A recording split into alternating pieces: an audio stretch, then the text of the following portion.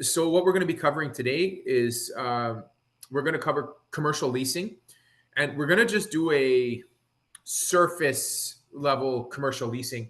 There's a lot that goes into it, but we want to really bear down on giving you the fundamental understanding of what are the typical terms and things that you want to expect when you start getting involved in commercial leasing.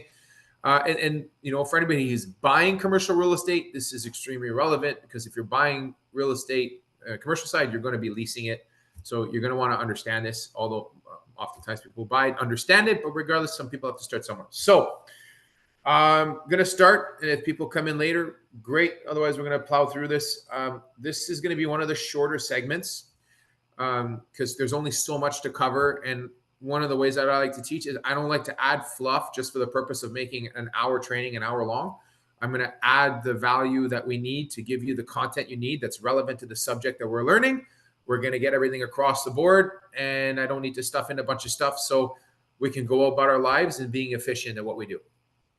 Definitely my favorite thing is being efficient. All right. So going through, and by the way, we're going to be recording this. We are recording this. So if you guys don't take notes or if you don't have anything available, you can go back and rewatch this at a later date, and you'll have all the information you need from the recording.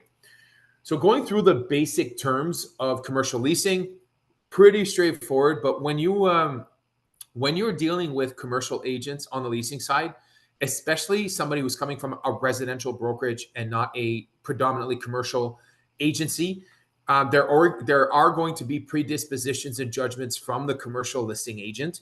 And it's my experience, not so much now because I've been doing it for quite some time, but when you're new to the business, they're going to be rude and condescending, especially if you don't understand the basic fundamental terms they're going to use.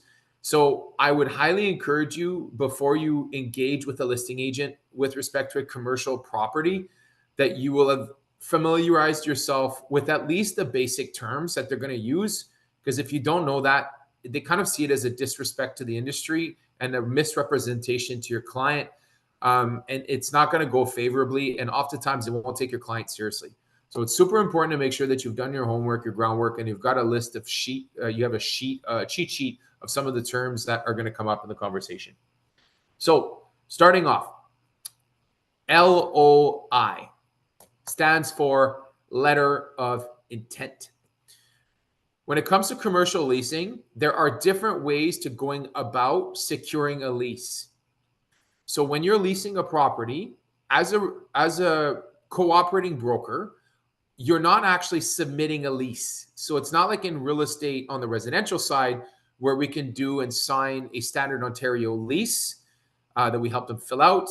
There's a intent to lease that they have, right? On the residential side, what's very similar on the commercial side, but we don't get involved in the lease whatsoever. The lease is structured by lawyers. So your client sometimes will ask you to evaluate or review the terms of a lease, which I would advise you to tell your client that it is outside of your scope of practice and that they should consult with their lawyer.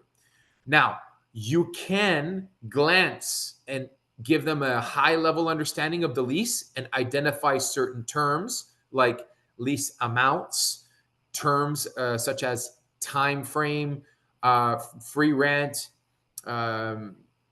covenants. Those are all things that you can identify. But as far as like the lease itself, depending on who your landlord is, a lease agreement could be 50 to 150 pages long, and they're written by lawyers. They're for lawyers, and oftentimes the clients don't understand them. The lawyers go through them, and we don't have to worry about that. So we structure offers as a letter of intent because sometimes you could do it on a standard Ontario lease form, which is maybe half of the time. But the other half of the time, you'll be dealing with listing agents that have been around for a really long time. And this was pre-board. And what I mean by that is the commercial real estate side of things got involved with the Ottawa Real Estate Board, I believe last year officially as a whole. So they began to participate in the Ottawa Real Estate Board as a mandate, whereas previously, a lot of times commercial real estate did not participate with the Ottawa Board. They did their listings off the board, and you could even be a commercial realtor, but without any of the necessary license. It was a little bit different.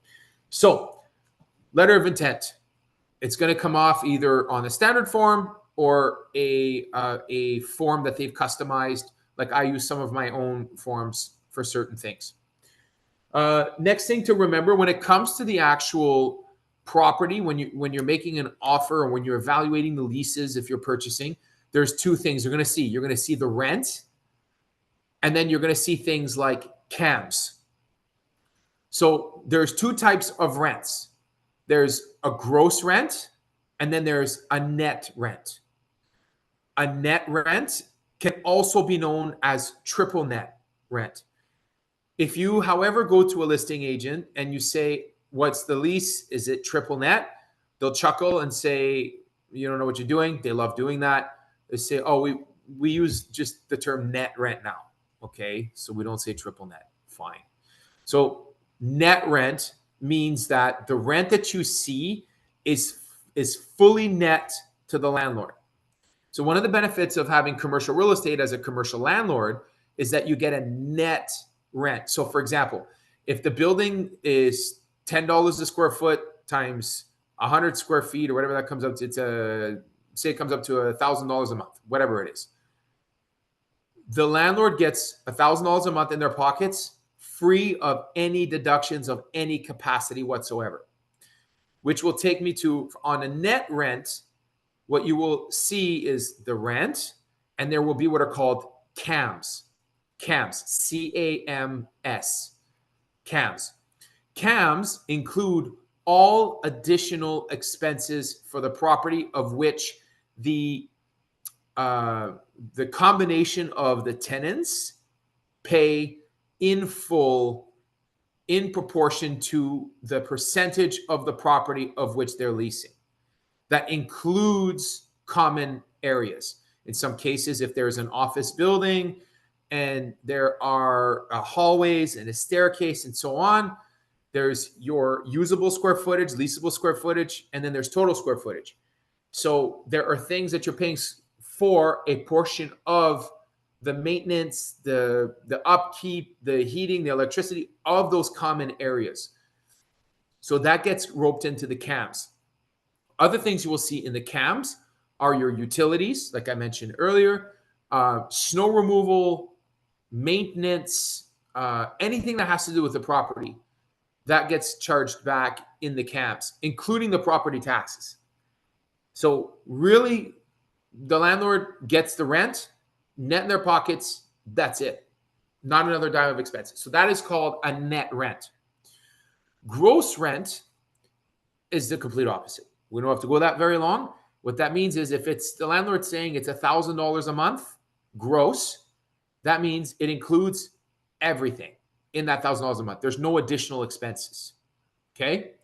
So except for the utilities for your unit, you may get that. So an agreement may include the utilities for your unit, but not common utilities. Okay? Or you'll have inclusive of all. A gross rent will typically be in a smaller or older building where they don't have as many amenities or things are roped in together, or it's a smaller plaza and the landlord's just saying, well, it's $2,000 a month and that's it. They don't have to worry about it and they take care of everything. So that would be a gross rent. There you go. That covers all the basic stuff. Now, when it comes to making offers, there's a couple things that you're going to want to ask in your offers. Your typical. There's three things usually. The first thing you're going to ask for is gross free rent. And what that means is, as a tenant, you're going to start, a pizza shop. So you're going to want to take possession of the unit, say January 1st. Well, when you take possession of the unit, you're going to want to do some work, right? So that means you're going to have to renovate. You're going to have to make some changes and so on. Well, that costs money. Your fit up, right? So you don't want to start paying rent right out the gates because, well, you're paying rent and you're not operating in business. And this is typical of small businesses because small businesses are small, which means they don't really have the cash flow, or they really shouldn't be expected to cash flow a property while they're not generating any revenue. So landlords are always happy to offer gross free rent. And typically The average you'll find is anywhere from 2 to 4 months. 4 is long, 2 is short, 3 is pretty much sweet. It's in the middle. So your tenant would be responsible for utilities and the CAMs, right? So all the additional expenses, but they would not be responsible for the rent. So the landlord is saying, well, look, as far as what I'm taking home, I'm okay with not charging you anything. I'm not making any money. But the CAMs, you are part of the property. There is maintenance that's happening, and you need to be responsible for that part of the lease, which is usually about 50% of the gross of the net rent is your CAMs, in and around, just an average. So if your CAMs are $30 a square foot for retail commercial space, you can expect your CAMs to be somewhere around 15. That's just like thumbing it, kind of an average. So that's your gross free rent. Next is your fit up. And your fit up can have two terms. You could say fit up, right? When you're talking to the landlord's agent or the landlord, or you could say TI. Both of those things mean the same thing. It means how much is it going to cost you to renovate the space prior to taking occupancy. So if you've got a shell and you want to make it an office space, well, you're going to make it an office space or a dental office, right? You get a shell, you got to do all the stuff and do everything. So the landlord will typically offer a fit up allowance, okay? And there are different ways to go about calculating a fit up allowance. And every time I turn around, there's a different way they calculate it. You could say $1 per square foot or a dollar amount based on the total lease amount. But usually, to give it an example, if you've got 2,000 square feet and you're running back about $30 a square foot for your rent, your net rent, your fit up allowance would come back to somewhere around $20,000 to $30,000 on average. It's not big, but that covers things like drywall and some basic stuff. Like, you're never going to get a huge allowance. It's really just to help you get off the ground, and they give you a little love to help you get started. Now, the next thing is your escalating rent is another thing you're going to negotiate. So these offers are structured in a way to help a small business get off the ground and to start generating revenue so that they can be profitable. The landlord, it's not like a tenancy where the landlord's trying to get as much as they can out of the residential tenant because, well, that's how they make money. When it comes to commercial real estate, if the property goes vacant for a long period of time, yes, the business model of commercial real estate, which sounds really weird, but from an accounting standpoint, having vacancies is not bad. The business profile does take into account a number of vacancies, and that's part of the model is having vacancies because of the tax implications of that and the savings they get. That being said, to have a totally vacant building is not ideal. So they want successful tenants, and they want tenants to stay there for an extended period of time for a couple of reasons. Cash flow, that's important. And the second thing is the cost of finding new tenants, paying the agents, and also the fit up allowances, the gross free rent, and so on. It gets to be pretty costly. It's in the landlord's best interest to keep a tenant in place for 10 years. They make a good chunk of change in the second term of a lease, which is called the +5, which we'll get into in a minute. So when it comes to your escalating rent, all that means is, for example, if the landlord is asking $30 a square foot for their commercial property, well, they're going to say, okay, as a representative of the leasee, I would say, okay, I want to offer you $25 a square foot for year one, $27 a square foot for year two, and then $30 a square foot for year 3, 4, and 5. What this does is it makes it cheaper for the tenant for rent in the first 2 years so that they have an opportunity to build up some collateral, some savings, and so on. So the landlords will typically have a dollar amount that they're willing to give up with a respective, what's the word I'm looking for?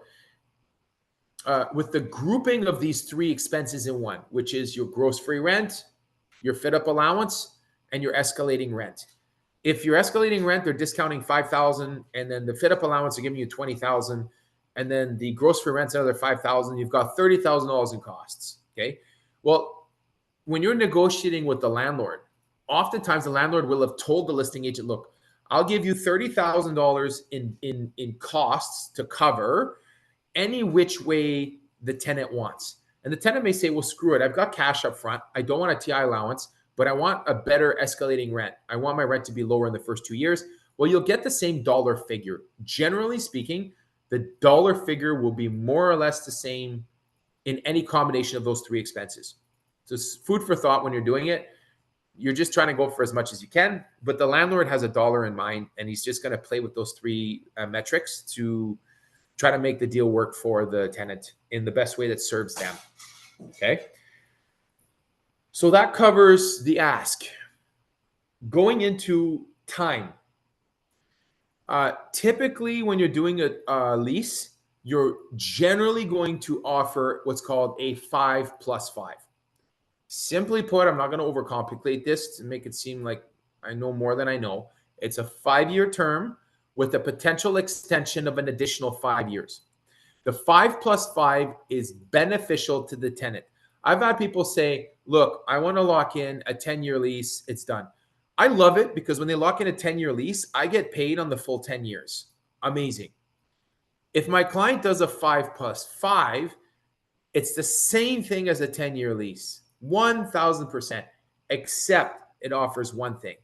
It gives the tenant an opportunity to exit the lease after 5 years with no liability. The reason why this is so important and why if somebody tells me they want a 10-year lease, as much as I love taking more commission because a 5+5, you don't get paid on the second 5, I would highly encourage them to do the 5+5. Reason being, if you sign a 10-year, you're in for 10 years. Doesn't matter what happens, you're on the hook for 10 years. If you do a 5+5, that is a lease agreement, that is a lease offering that is offered by the landlord and is an industry standard that is very tenant friendly and in no way, shape, or form is beneficial to the landlord.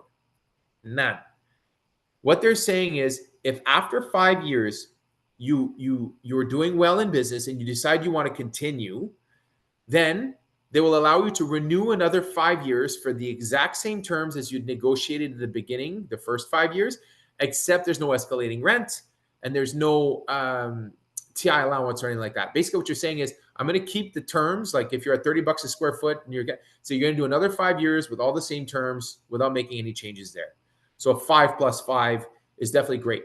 The reason why the 5+5 is structured the way that it is, and the reason why typically tenants will offer a 5-year lease to start is, generally speaking, within 3 years, you should start making money. In the first 3 years of the vast majority of small businesses, they are cash flow negative. This is just the reality of things. So doing a 5-year term allows the tenant to see that they've made money. They started breaking even at year 3, year 4, year 5, they start making money, which is great. Now that they know that the business model is tried and tested and there's perpetual growth year over year, of which they should. If you're going to renew 5 years, you should be seeing growth year over year from your first 5 years. There's no reason that you should be stagnant or not growing. If you're stagnant and you're happy, great, fine. But if you're stagnant, you're not growing and you want to be growing, you need to get out because you need to do something else. The second 5 years is where the bulk of both the landlord and the tenant make their money because there's no additional costs. There's no nothing. When I meant how it's favorable to the unfavorable to the landlord is depending if the market had appreciated and so on, they could have had a vacancy and then re-rented it at a higher price, which they're allowing the tenant to renew at the same price. That's it. Hugely beneficial. So 5+5 is what you typically want to do, and it's structured that way to protect the tenant. If you want to get out, you can. There's nothing worse than not being able to get out of a 5-year lease or, a longer lease. So coming near the end, terms, covenants. Covenants are pretty straightforward. You will find various types of covenants with tenancies, and it's actually very important as a leasing agent that you're very familiar and comfortable with covenants. If you do not understand covenants, get comfortable with covenants. A couple examples is this.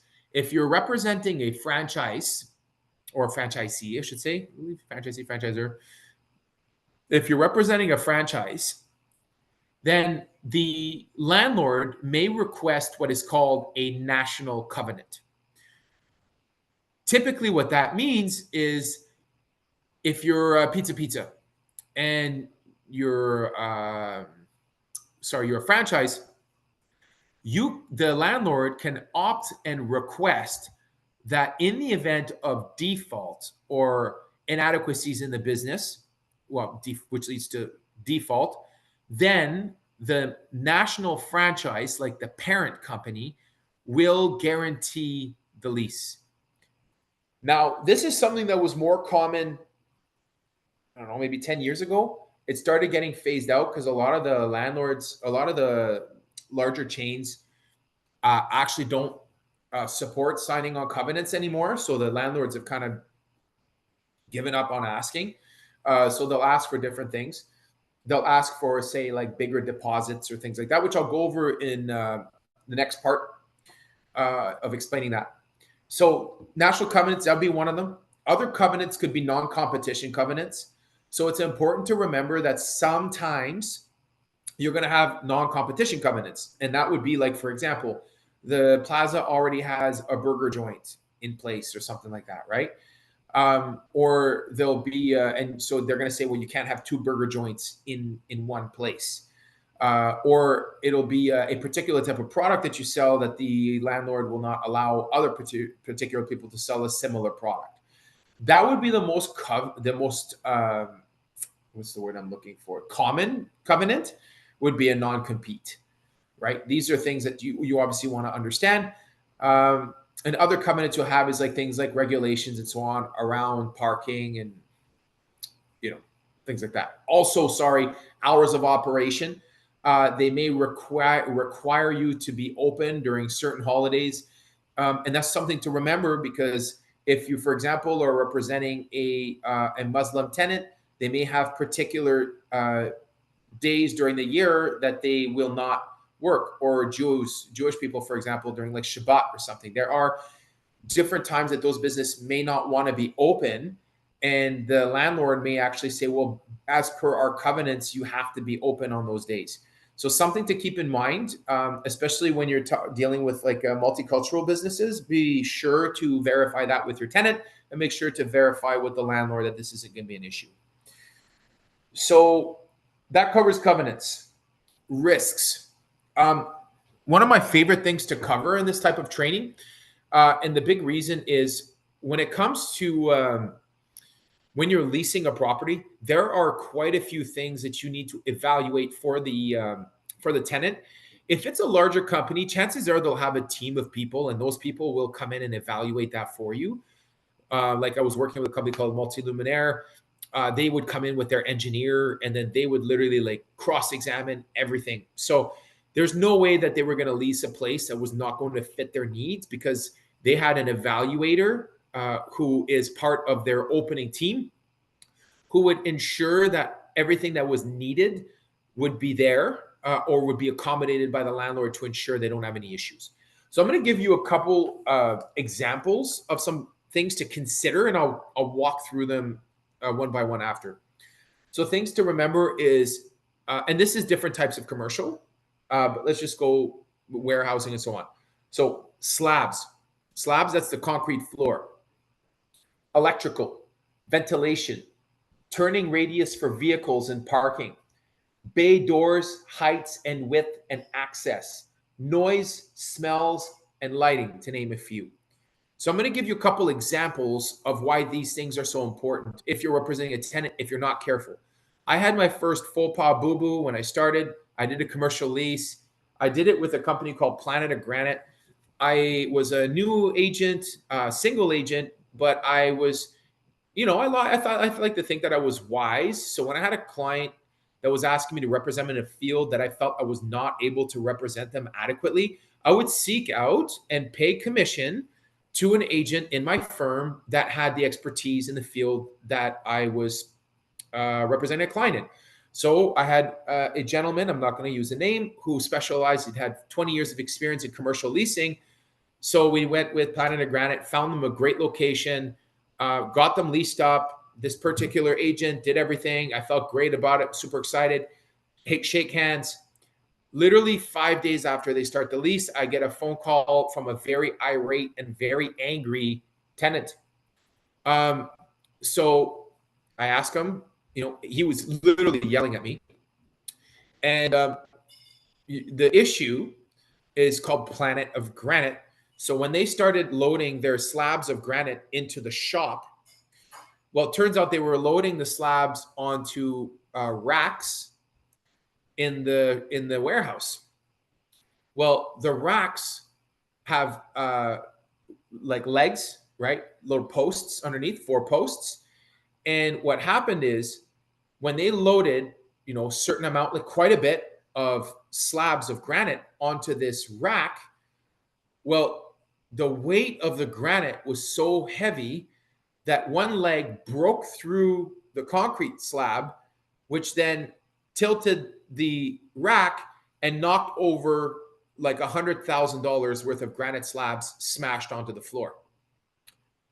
Fun.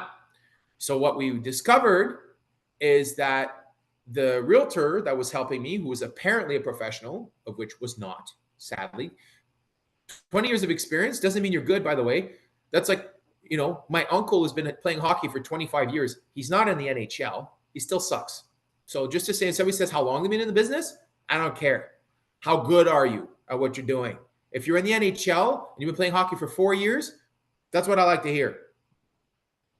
Okay. So smashed granite to pay homage to that very expensive lesson. So the problem is he did not verify if the slab was engineered and what potential weight capacity the slab can endure, something that should have been checked, which was not. So needless to say, the insurance ended up paying for it. We had a very valuable lesson, and I never used this agent again. Electrical. Super important. I'm not going to go into great detail. I don't have any nightmare stories with this one because after that story, I made sure I was really careful. So I never had any faux pas after that. And it's something that I teach regularly to make sure that you're very careful. There's different phases of power, phase 1, phase 2, phase 3, and that has to do with how much power it can put and cycle through. And there's a whole thing about it. I usually leave that to the electrician, but I will always ask what type of phase power they need. And then I would just ask the landlord if they have that power or phase, and if they don't, how much is it available, and we could do that. So something to consider, phase of power. And it usually has to do with like auto body shops and things that you like welding. How much power can they convert at one time so that it doesn't surge the network is how I understand it. Very, very basic understanding of it. Ventilation. Again, if you're dealing with a welding company or something like that, they need to have adequate venting. There are city bylaws for that. And not just the bylaws for the city, but also there's regulations about what they're venting out. And if there's pollutants or contaminants, you got to make sure that everything is above board. And if there's any required licensing or anything like that, you always want to make sure you check with your tenant, and then you check with the landlord to make sure that the building is actually within the potential capacity, because if it's near like a residential area, you may not be able to vent out certain types of exhausts. So food for thought. Here's another one that I got almost caught on, but did not, was a company that does a lot of importing and exporting, turning radius. So I found a great building, and it wasn't a big deal other than I showed the tenant, I thought it was great. And then when he went, he's like, oh, Marc, this doesn't work, because when the transport truck is coming in, it's whatever it is, a 16-foot truck. Well, when it comes in and it turns, he's not able to position himself. The truck driver is not able to maneuver the vehicle in a way that it can reach the bay door in an effective manner, because the turning radius of the vehicle, or the allowance of the turning radius, does not accommodate the feet in length of the truck that will be pulling the materials to deliver on site. That's when a turning radius is important. Oftentimes when you're dealing with like HVAC companies or things like that, because they're bringing in a lot of vehicles or like warehousing. So food for thought. Parking allotment, always an important thing to consider. If you're bringing a business in, you got to make sure that because oftentimes they're not going to allow you to just take parking allocated to this place. They usually won't allow that, because then you have a whole bunch, and then if one business has 4 and then the other one has 4, but the one business has more traffic, you're kind of tying the hands of the busier business, and the guy who's not busy is tying up spots for nothing. So they don't do that often. And typically, like when I see that, I'm going, like, think about it, when you're going to try to find a business like an accounting firm, and you're going to go park, and there's only like 3 spots for this thing in the whole parking lot. It's like, man, seriously? And then there's a bunch of empty spots for a guy down the street who's just picking his nose in his business. I'm like, man, can I just park here? No. So that's annoying. So I hate that. So you want to make sure that the place that you're renting has sufficient parking. So you're going to want to visit the place during peak hours for the types of businesses that are there. Some businesses peak during the day, some businesses peak during the evening. So if you have a plaza that has a lot of restaurants and so on, then you want to make sure you're checking during the times like 5 and 7 and 12 and 2, unless it's a breakfast place, it's a little different. So that's important. Noise, something to think about when you're dealing with like a gym, for example. I remember I used to manage Good Life Fitness. I learned about this as I was the general manager of a fitness club. I discovered very quickly that I was getting complaints from some of the people that lived behind us about our Group X classes. And literally, the city of Ottawa was coming with a noise meter, and they were literally called almost on a daily basis. Not like they just complained. We were staying within the realm of the noise, but they complained so much that they just made it hell that we ended up just reducing the noise a little more. It was nonsense, but there are bylaws for noise. So you want to make sure that you check that. So if you're bringing a business in and they're going to be making a lot of noise, if you take possession of that location and then they start operating their business and the tenants are complaining and the noise is necessary for the operation of that business, and they are above the required level by the municipality, they cannot operate there. They are stuck. So I'm going to say that's a big one. I'm going to tie that into lighting and smells. Same thing. If it's something that has unappealing smells that is disruptive of people's lives, that could be made an issue. And lighting as well. If the lighting is too bright and it's facing like a residential area, you're going to have an issue. So something to consider. I know I've probably said like 1,000 times. And when I looked at the video again, I said that too many times, but that's okay. Lastly, and I'm going to close it up with this, new business. If you are representing a tenant that is starting a new business, it is important to know that the landlord is going to be asking for some things that they wouldn't ask an already established business that's moving locations. They're going to be asking things like personal guarantees. So they're going to say, well, there's no history for the business, so you're going to guarantee this. If you don't pay the rent, I'm going to go after you personally. And they're going to ask for deposits or any combination of those two. So they may say, well, look, we want to have 6 months rent up front. That would be a common thing to ask, and a personal guarantee. Another thing that they're going to ask, and I would encourage you, like if your client doesn't have this, so just so you guys know, if somebody calls me to say, hey, Marc, I'm looking to start a new business and I want to find a place, I want to start looking right away. My first question to them is, can you send me your business plan? And I ask it that way because if I get any friction, or if they're like, well, no, like, why do you need that? I'd say, well, the landlord's going to ask for it. I'm going to review it for you. And I'm going to let you know if it's favorable for a landlord. Because if your business plan is not structured in a way that a landlord would find is appetizing for them, they're just going to say no. And I already know what that's going to look like because I've done this for quite some time. It'd be best that just have a look at it. And if we need to make some tweaks to your business plan, we might as well do that before it gets to a landlord so we're not rushing. And then they'll send it to me. Things you're going to want to consider to see in a business plan, which we could do a whole other section on later. But your basics is, what are they selling? What is the target market and demographic? What studies have they done? What is the demand for the product? And have they modeled out the finances of their business, taking into account all of the potential costs? And I mean all the costs, like banking fees, software, uh, uh, what do you call it? Your vendor system, ATM, like whatever it is. Of course, I've forgotten the name of the term, but anyways.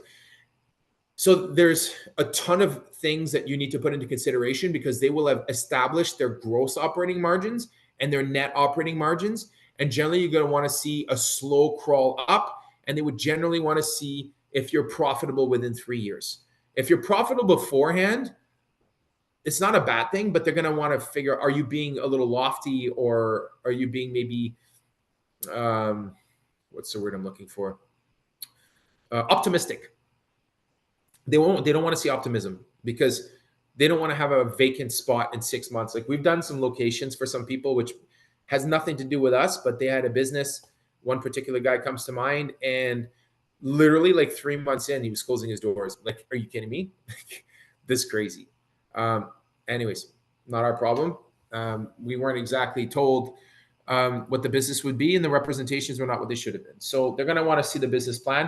And the last thing they want to see is proof of funds. So they want to know how much money are you bringing to the business to get the renovations and to do everything the way you want to do it. So that covers everything in a nutshell from A to Z. That's why I didn't want to go too long, because that's a lot of information. It can be a little dry, but these are all really important. And if you're going to be leasing, helping people lease in the commercial field, you need to have these things down to a science. Now I got time. I got a couple minutes. If you guys have some questions, and we can go from there. Other than that, we can set you guys free. Any questions? Hey, Marc, yeah. what's in the business plan exactly?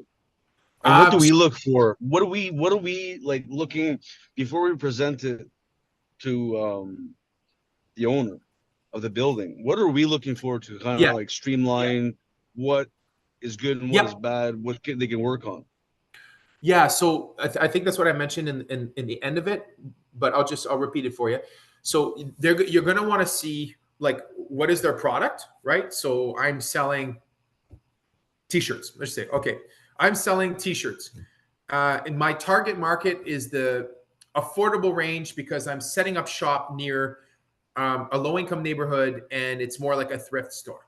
Okay, those things align, right? If you're a landlord, you're going, okay, a thrift store in a low-income neighborhood. Like if you're opening up a bougie kind of like Louis Vuitton next to South Keys, like the landlord's going to go, okay, I know you like that the lease is cheap, but like if you want to be in the business of getting robbed on a regular basis, like then sure. But unless you're selling the footage of being robbed all the time on the internet, making money off that, I don't know that this is a good business. So right off the hop, what is your product? How does it fit in the community of which you are? And then what's your catchment? So are you relying on traffic? So I had opened up a store called Supplement King. I opened up a little franchise here in Ottawa. I did one on Train Yards and one in Maryville and Hunt Club. And in my business plan, it actually brought forward some studies that I gotten from the municipality about traffic. So for example, those were the two busiest intersections in the city. I knew how many cars per day they were going. And then I had some studies that I brought forward with signage and how much people will come in and check it out when it's a new business based on signage, which in my business plan, I was asking the landlord allowances for signage that actually fit in my business plan. So I put a lot of thought into it. It could be as extensive as you want, or it could be more basic. It depends. But for me, the more extensive it is, then the more professional the tenant is and the more thought they've put into it. So that's what I'm going to see. So the next thing is they're going to want to know how much you're planning to spend in the fit up. They will want you to know how much your budget is, like how much money did you put aside for your fit up? Are you just expecting this to magically take care of itself, or you hope that you're going to make all this money, right? Then is your income projections, and then your what do you call it? The metrics of your return on your investment. So how much are you how much are you making? How much are your expenses? And then what's your net? So by doing that, the landlord's going to see, okay, where's your profit? Where's your break even? And they're going to want to know, like, can you afford this business to lose money for 2 or 3 years?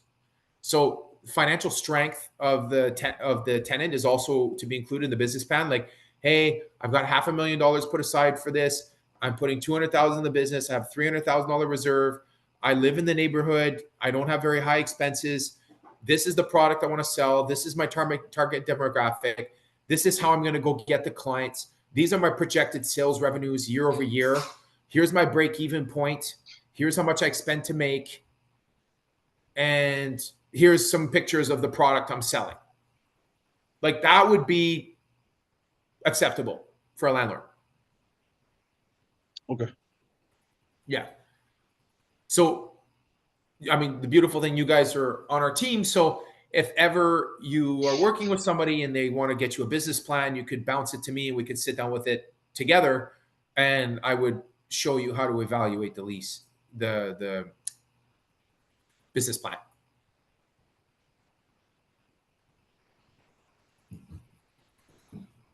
Great. Thanks, Marc. No problem. Any other questions?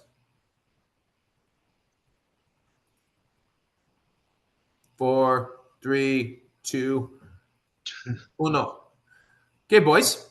Well, it's a pleasure doing some training with you guys. I'm glad you guys showed up because you're probably going to end up getting a lease at some point in the near future just because you showed up for this. Now it's front of mind. So go get some because they pay well and they're actually fairly easy to do when you understand the basic fundamentals. It's easier to do this than selling a house in many aspects. And it pays really well. Some places pay 4 and 5% of the gross rent, net rent, sorry. Yeah, common is 2.5%, but they pay pretty well, especially if you luck out and you get somebody who's trying to rent like 10, 20, 30,000 square feet. Like it gets to be pretty nice. Yeah. Cool. All right, gentlemen. Well, you guys have a great day, and then we'll see you guys next week.